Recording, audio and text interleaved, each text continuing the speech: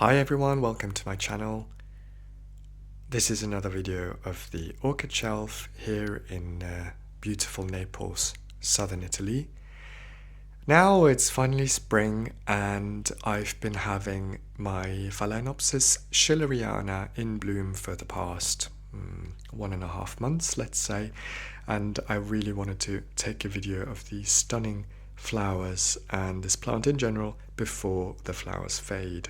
As you can see, these ones are the oldest ones on the spike, so they've already started wilting a bit. So before that happens, I wanted to share with you these gorgeous blooms, actually. Yeah, Phalaenopsis schilleriana is a plant that hails from the island of Luzon in the Philippines. I heard that there is another variety from Malaysia, which is characterized by a bigger size when it comes to mature plants. I haven't seen that one yet. But yeah, usually people say it's from the Philippines, from altitudes from sea level up to 450 meters. And that at that latitude, actually, you're still speaking of around 24 degrees up to the 30s in summertime, and it's only during fall and winter that the temperatures get a bit lower. So nighttime temperatures go down to 16 degrees Celsius, which is around 60 degrees Fahrenheit, and this cooler period in autumn will actually activate the flower spike growth. So that's exactly what happened with me. Summers are extremely warm here because I don't have insulation in this apartment, whereas winters do get down to nighttime temperatures of around 60 degrees Fahrenheit or 16 degrees Celsius. And it was exactly during autumn and early winter that the plant thought, okay, now I have to produce a flower spike.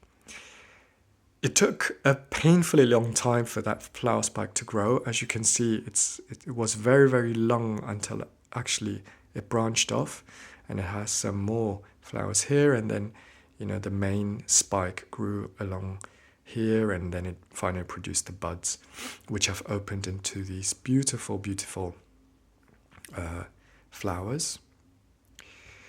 I keep it, let me see, I keep it in a mixture of ceramis, bark, and pumice.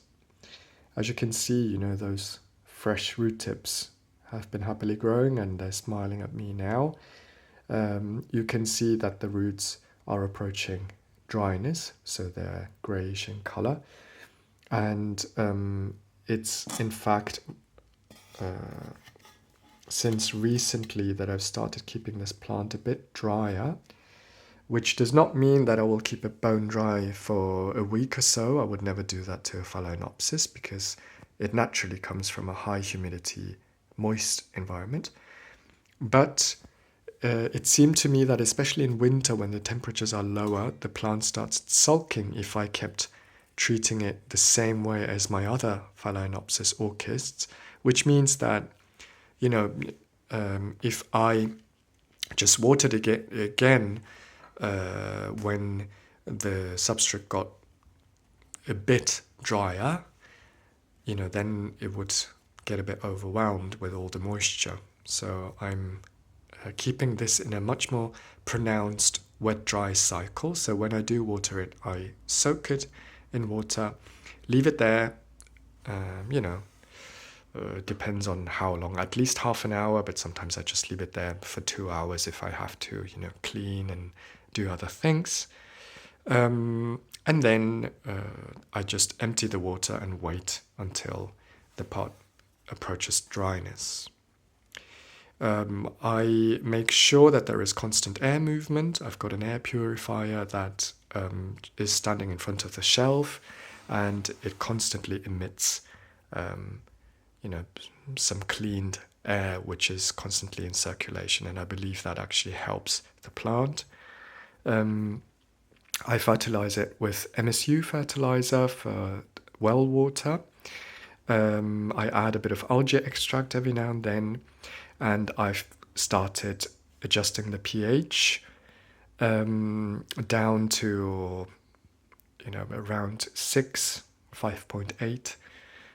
The tap water fertilizer by MSU is designed in a way that in the long term, it will lower the pH of your substrate, which on the downside, it means that the substrate will break down a bit faster, because it is during that breaking down process that the pH value is lowered.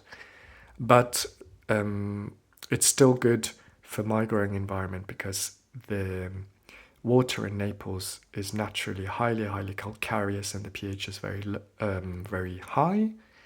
And if I lower the pH using citric acid, it releases a bit of calcium from the water to be usable for the plant. Maybe it's due to that, but the plant has been very strong. I don't have any issues with pests whatsoever. And even if I keep it out on the balcony and the ground gets wet, it's actually usually no problem.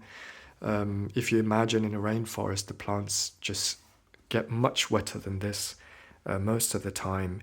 And I believe that it's really just a steady supply of calcium and magnesium and other nutrients that keep the immune system of this plant strong enough. So if you've got rot issues, you should look into, calcium supply, I think. I also learned a lot reading orchid blogs such as Here But Not by Dustin, so thanks to him for that. And while I keep it right now in this orchid shelf to be able to enjoy the blooms more, in summer and autumn, I love putting all my orchids out on the balcony, where I put a shade cloth, 50%.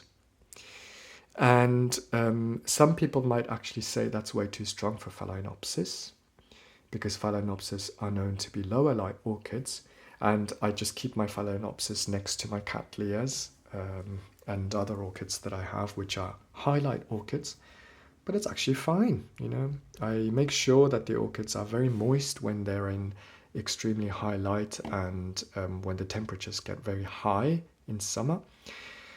But the higher light, I don't think it did anything bad to the plant. As you see, these newer leaves have adjusted to higher light levels, so they're no longer getting as badly burnt as the older ones, which were maybe used to lower light levels. And it's been, it's blooming profusely, so I guess I'm not doing things massively wrong here. The roots are growing happily. So we talked about light, temperature, fertilizing routine, and watering. And overall, it's quite an easy plant to keep. Just have patience, because in my experience, it grows quite slowly. And sometimes you may ask yourself what it's doing or whether it's happy. But just be patient. Don't overdo it with the care. And you will see that it will just reward you with these gorgeous blooms. As for the fragrance, I was told that many varieties don't have any fragrance, whereas many orchid growers on YouTube actually tell us that they are fragrant. I was a bit disappointed in the beginning to think that I got like a non-fragrant variety, whereas just yesterday I accidentally put my nose against one of the flowers while working on some plants that are usually in the back here, and turns out there is a very faint flowery fragrance that I don't know how to describe yet. So maybe it's because it's the first time blooming that the fragrance is not as strong. So let's see next time. But it is still very, very nice. So I was actually happy to, in fact, detect a bit of a fragrance. The last thing that I wanted to tell you is that even though it's such a popular orchid species and quite easy to keep, in these days it's not as easy to actually get online. And if you do find it in online shops, either the price is a bit lower and the plant is tiny and you will have to wait a couple of years until it flowers, or it's a mature plant and you will have to pay a bit more. And by bit more, I mean we're talking about around 30 euros, and I consider that a bit more expensive. This plant I got in non-blooming stage at Hennis Orchids in Germany, and I can really recommend that shop to you because they have really top-notch quality plants for an affordable price. Yeah, I paid around 20 euros for this plant, but be prepared that you might have to pay a bit more than you might expect.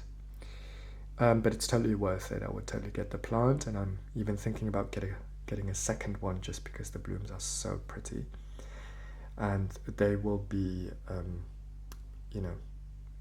entertaining you with their sight for several months. Yeah. That's it from me. I wish you happy orchid growing, and thanks for tuning in. Thumbs up if you like this video, and feel free to subscribe because I will be posting regularly. Thanks so much. Bye.